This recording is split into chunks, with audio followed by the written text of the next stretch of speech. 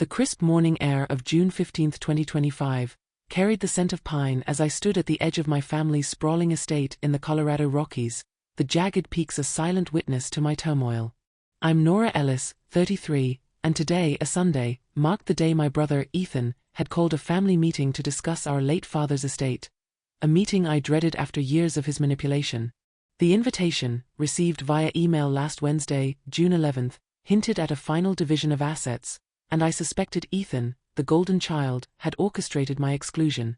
My parents, Harold and Grace Ellis, had favored him, dismissing my entrepreneurial spirit, but they didn't know I'd built a fintech empire capable of freezing his fortune, a secret weapon I might unleash if betrayed.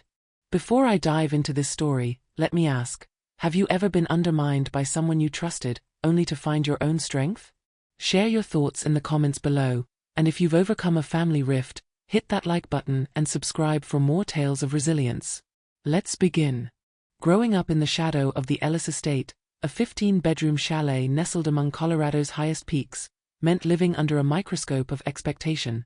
My father, Harold, was a legendary oil magnate, his company, Ellis Energy, a powerhouse that fueled industries across the Midwest. My mother, Grace, was a former diplomat turned philanthropist, her galas raising millions for conservation. Our home, with its stone walls and panoramic views, was a fortress of wealth, where Ethan, my older brother by 3 years, thrived as the heir apparent.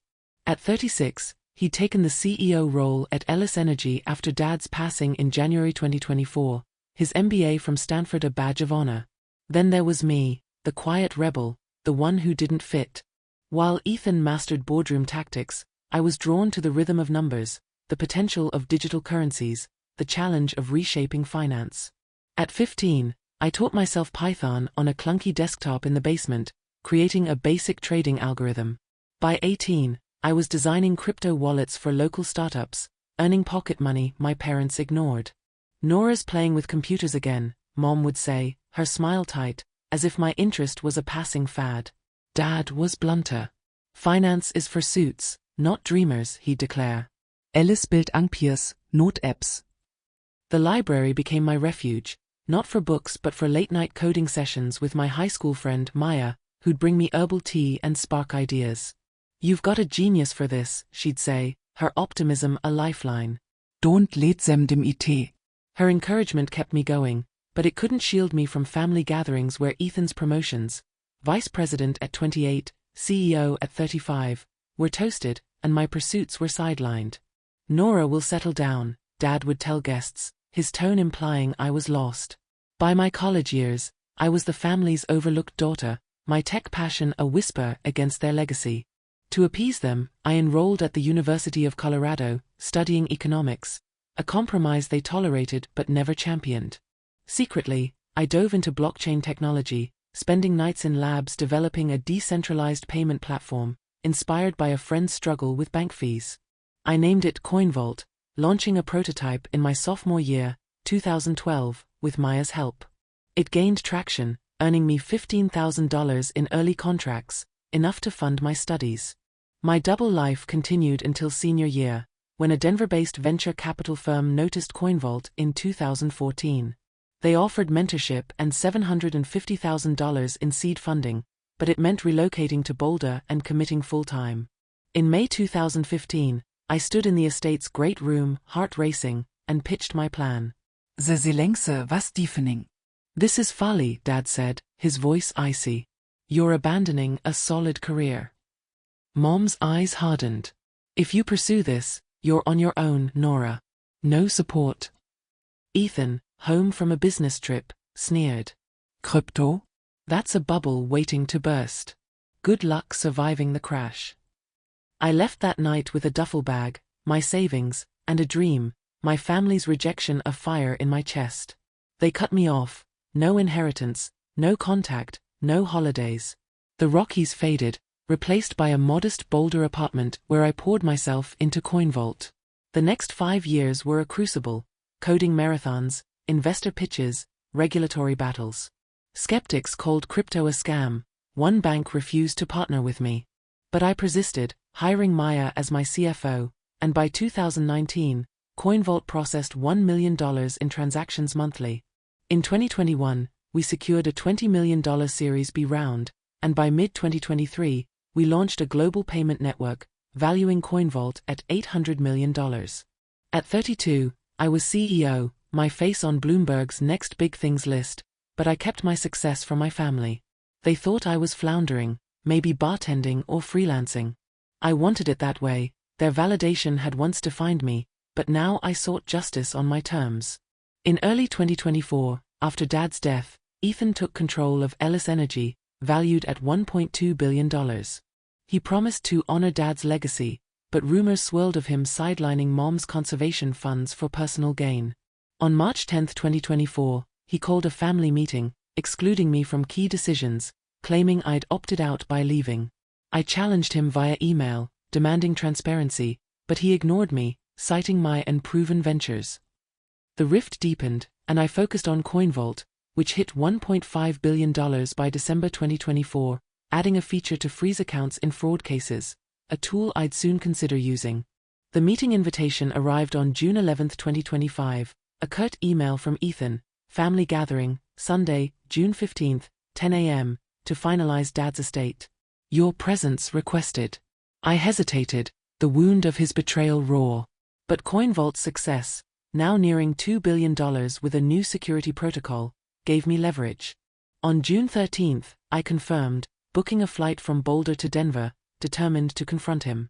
The estate, with its stone walls and alpine views, was a fitting stage for my reveal.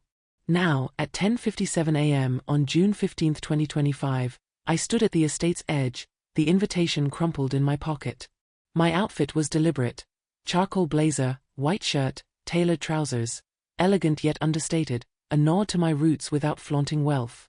My blonde hair was in a low ponytail, practical but polished. The estate buzzed with activity, staff polishing silver, a caterer arranging breakfast. I recognized faces, cousins, family friends, their voices tinged with privilege. Mom spotted me first, her emerald dress catching the light. Nora, she called, her smile practiced. She air-kissed my cheeks, her perfume sharp. You came. We weren't sure. Her eyes scanned me, calculating. You look well, she said, meaning I didn't fit her fragile ideal. Ethan followed, his suit impeccable, his handshake firm. Good to see you, Nora. Let's keep this civil, he said, his tone a warning. The crowd shifted, and Aunt Clara, Mom's sister, whispered to a cousin. Nora's back, she said, loud enough for me to hear. Wanda Hoshi's scrapping by. Laughter followed, sharp and familiar. My chest tightened, but I forced a smile. This was the Ellis way: wealth was power, and I was powerless in their eyes. They didn't know CoinVault's board had met yesterday, June 14, to approve a $300 million investment.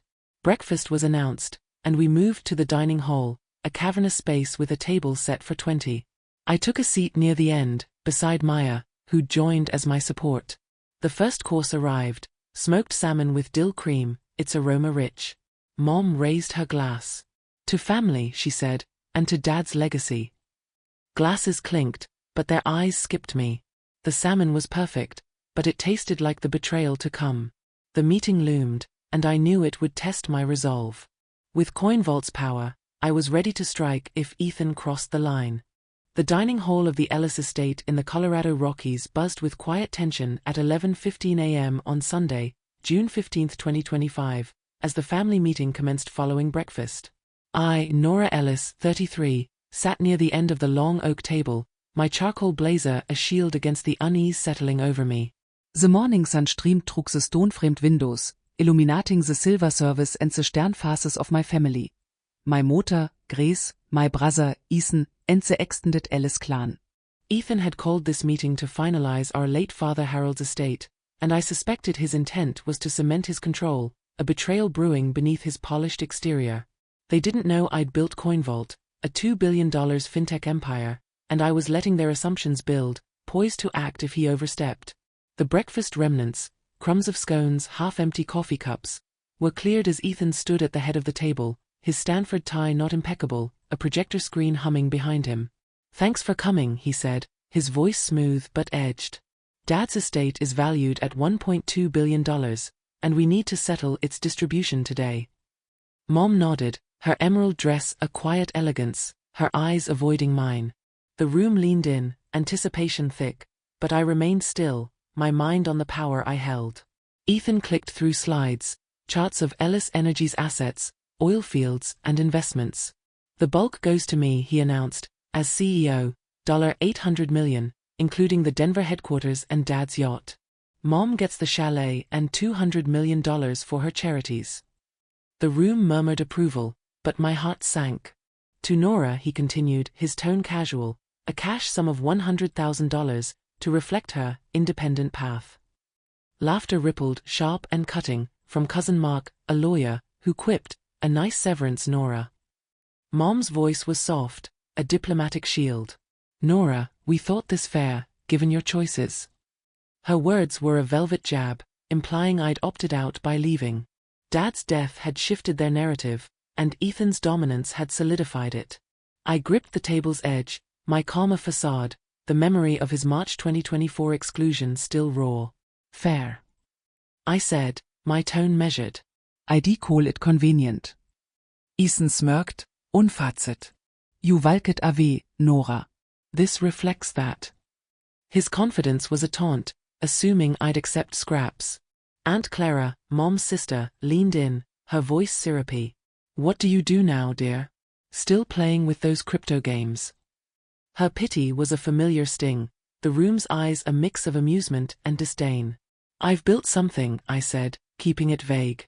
"It's paying off."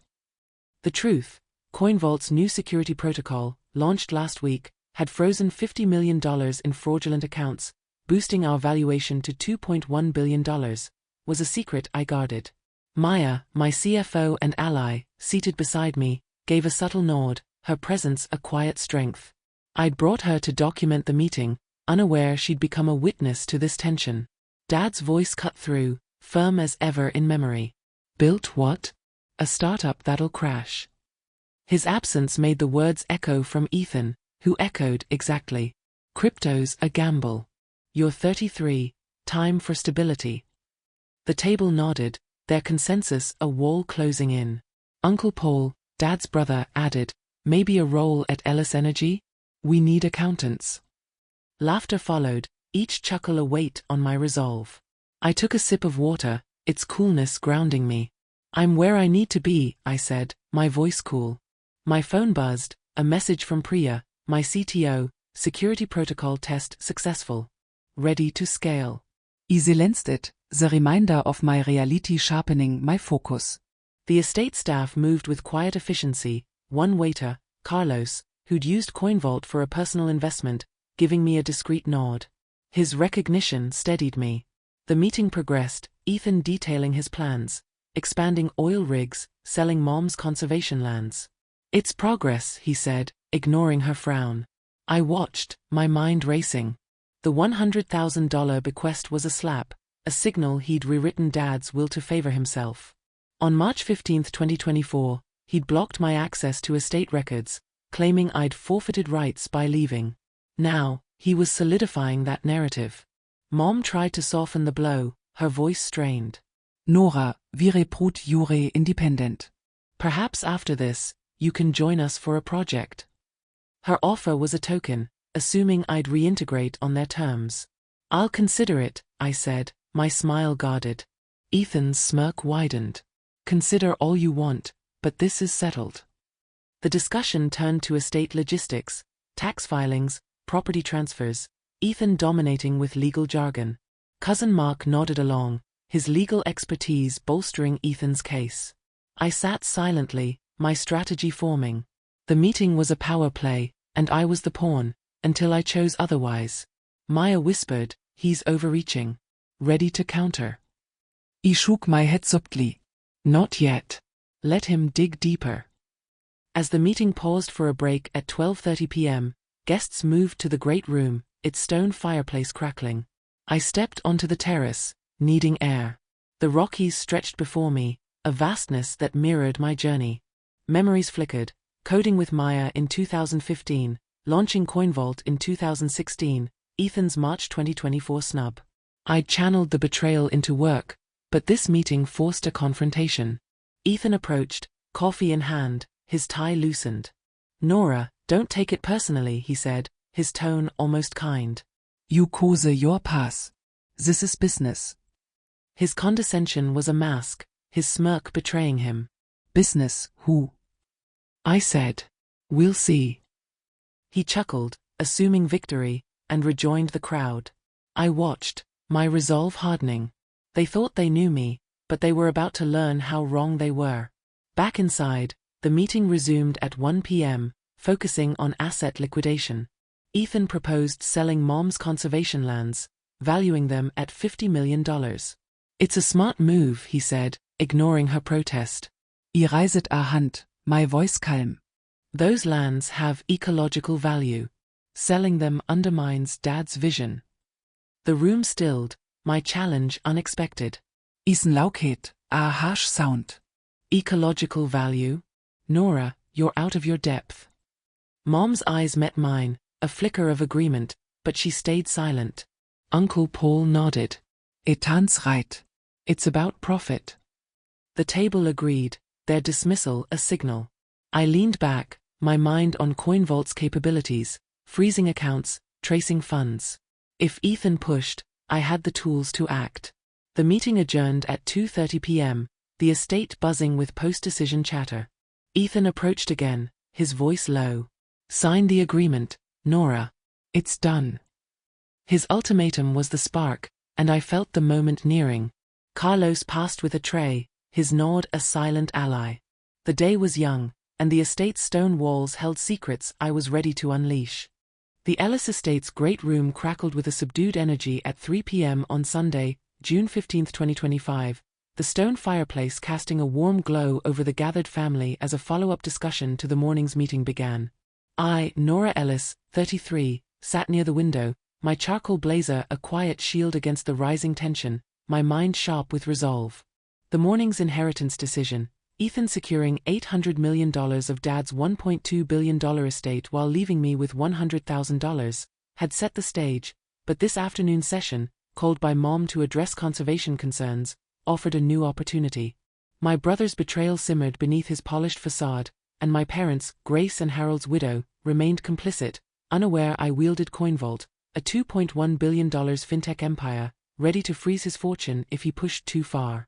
The room was less formal now, armchairs arranged in a semicircle, coffee trays replaced by a pitcher of iced tea. Mom stood by the fireplace, her emerald dress a contrast to her furrowed brow. "I've called this to discuss the conservation lands," she said, her voice firm. "Ethan's plan to sell them troubles me. They were Harold's passion." Her words carried a rare defiance, a shift from her earlier silence, and the room stilled, sensing a rift. Ethan, seated at the center, adjusted his tie, his smirk intact. "Mom, it's $50 million in profit," he said, clicking through a laptop to display satellite images of the lands. "We need liquidity, not trees." Cousin Mark, the family lawyer, nodded. The market's hot. Selling now maximizes value. The table murmured agreement, their focus on wealth overriding heritage, but I saw Mom's lips tighten. I reiset hand, my voice calm. "Those lands aren't just assets. They're a legacy, wildlife corridors, carbon sinks. Selling them erases Dad's vision." The room turned to me, surprise flickering in their eyes. Isen laukhet, a harsh sound. "Legacy? Nora, you're out of your league. This is business, not a nature hike." His dismissal was a taunt, reinforcing his control. Mom's gaze met mine, a flicker of support. "Nora's right," she said. "Harold wanted those lands preserved. I propose we hold off." Her stance was a surprise, a crack in Ethan's armor, but he waved it off. "Sentimental, Mom. The board agrees with me." The room nodded, their allegiance to profit clear, but I noted Mom's quiet resolve, a potential ally. Aunt Clara leaned in, her tone probing. "Nora, you're vocal today. What's changed? Still dabbling in crypto?" Her question was a dig, assuming my work was trivial. The crowd's murmurs grew, their pity a familiar weight.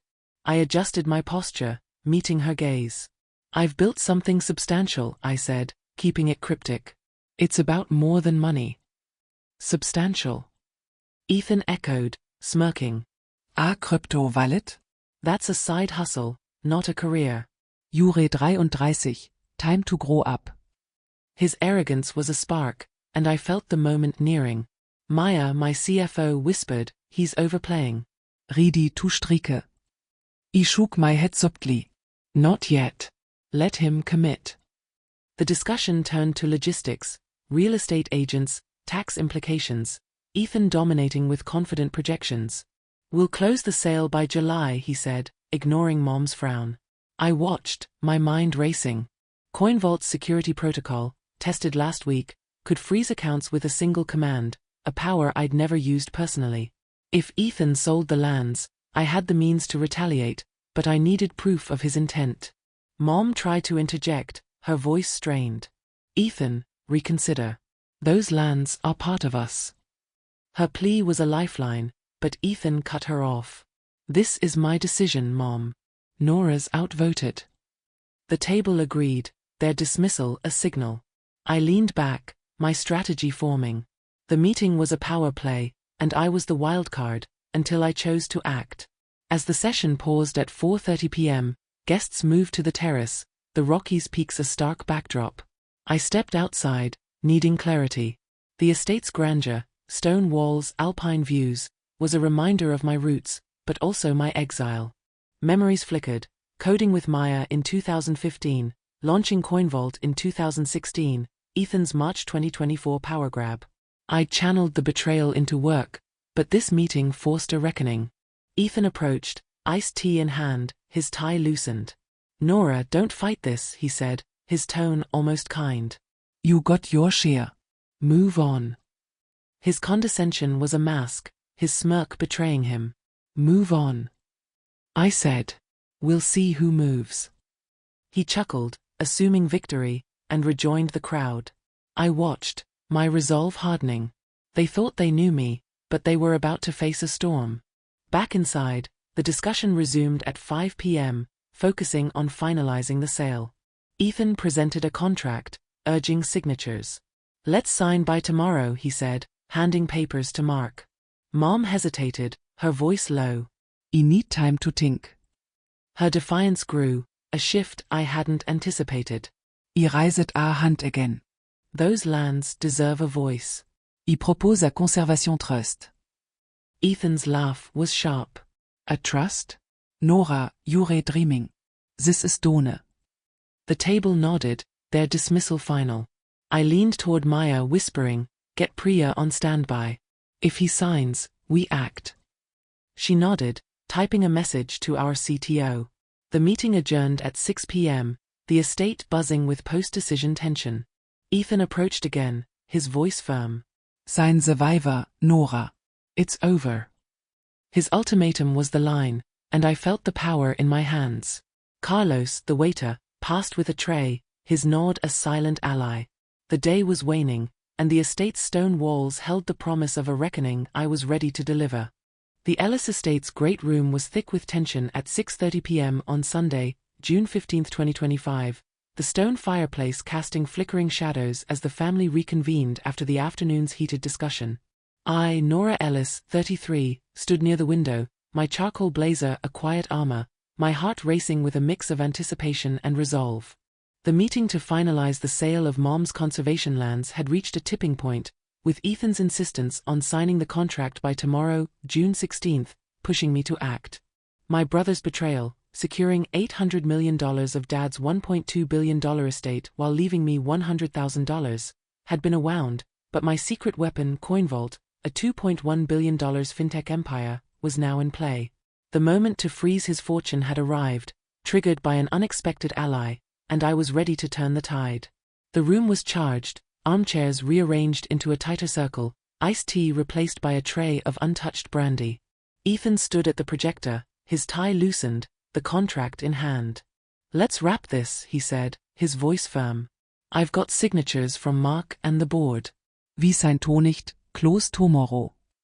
Mom, seated by the fire, frowned, her emerald dress a muted glow. Ethan, I'm still ohne sie. Those lands. Mom, it's decided, Ethan cut in, his smirk returning. Nora's trust idea is a fantasy.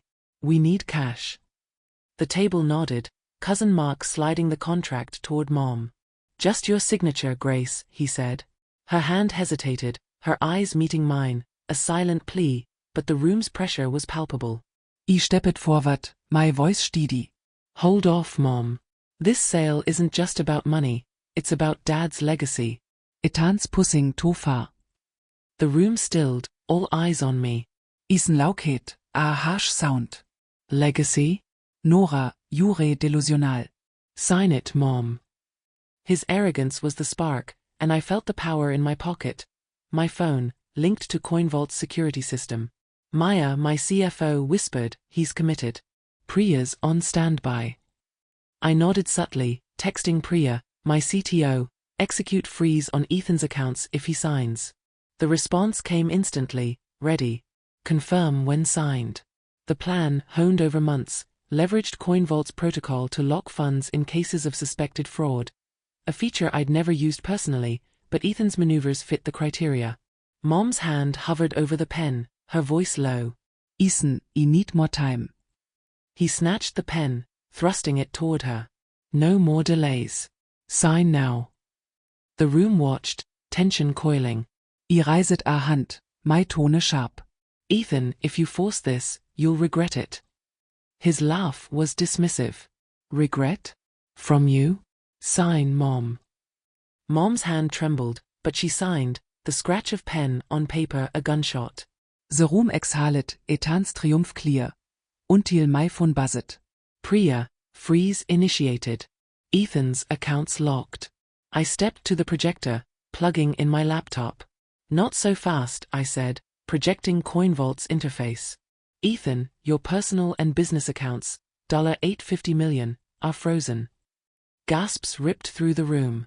Ethan's face paled, his smirk vanishing. What the hell?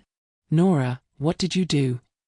Mom's hand flew to her mouth, Dad's voice echoing in my mind. Mark stood, furious. This is illegal. Unfretse it. The crowd, cousins, family friends, whispered frantically, their allegiance shifting. I met Etans Gase, unflinching. I'm the CEO of CoinVault, I said, my voice steady. A fintech firm valued at $2.1 billion. Our security protocol flags unauthorized asset shifts, like selling Mom's lands against her will.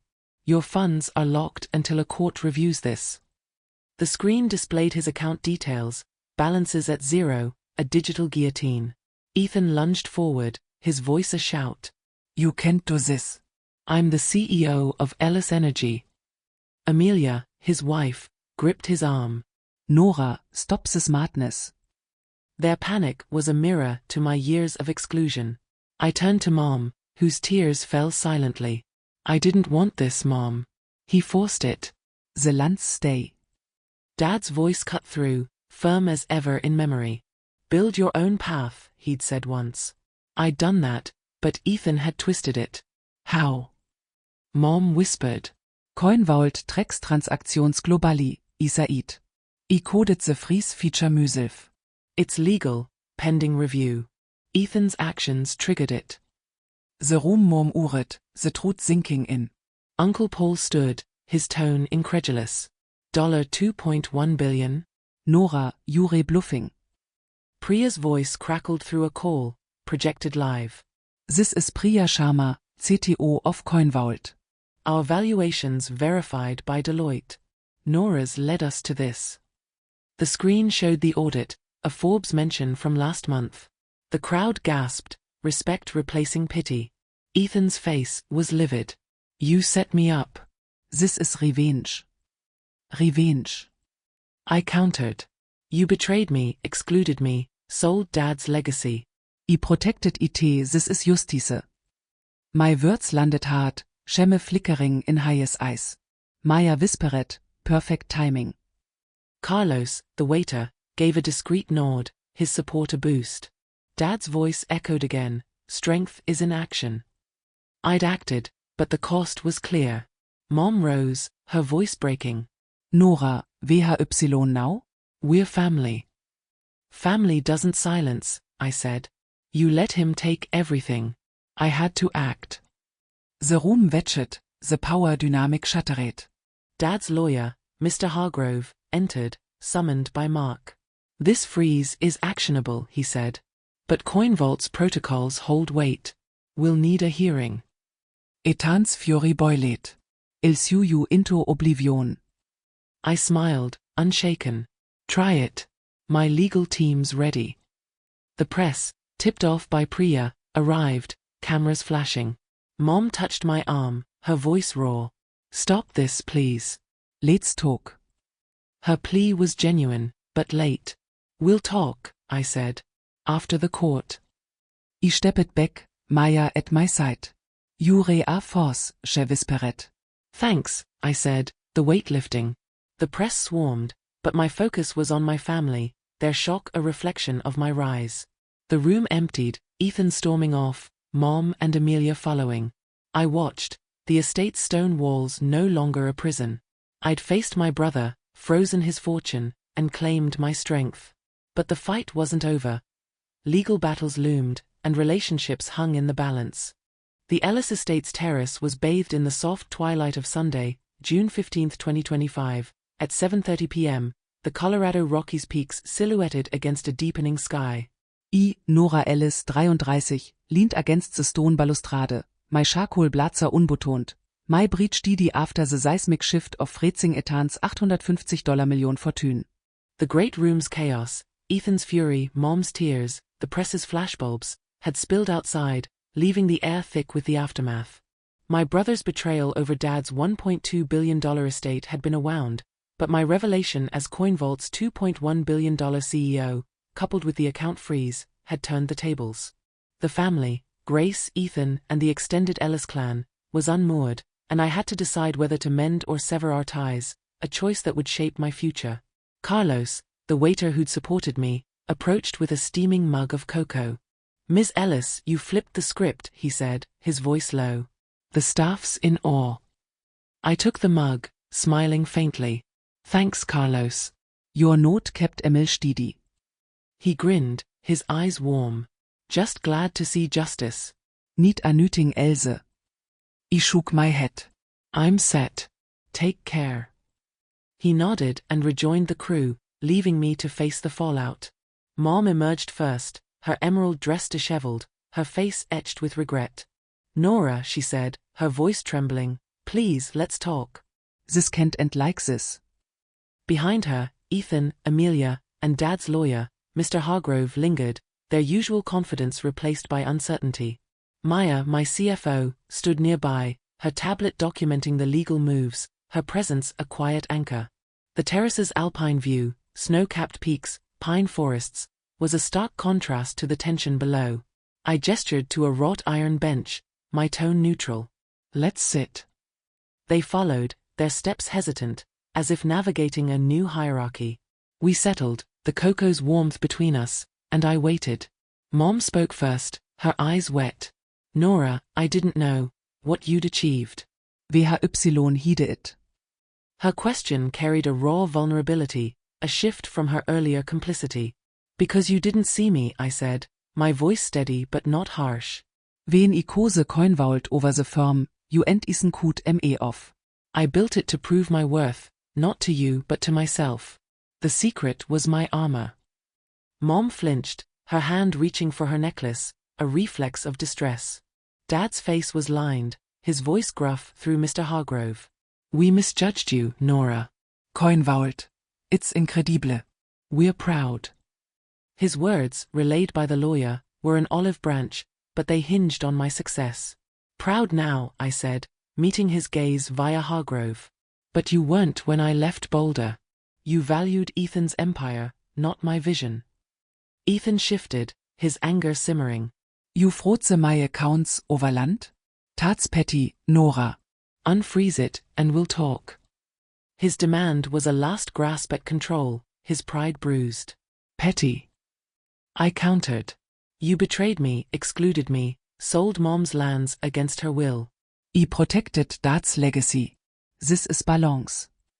My words struck home, shame flickering in his eyes. Amelia touched his arm, urging restraint. Mom's tears fell, her voice breaking.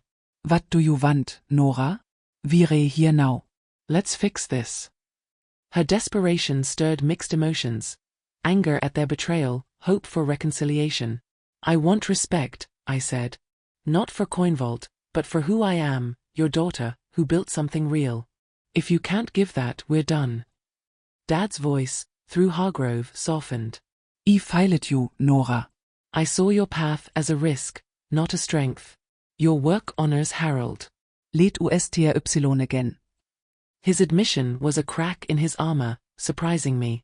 I studied Hargrove's expression, finding sincerity in the relayed words. Trying means listening, I said. No more control, no more pity. Meet me as an equal.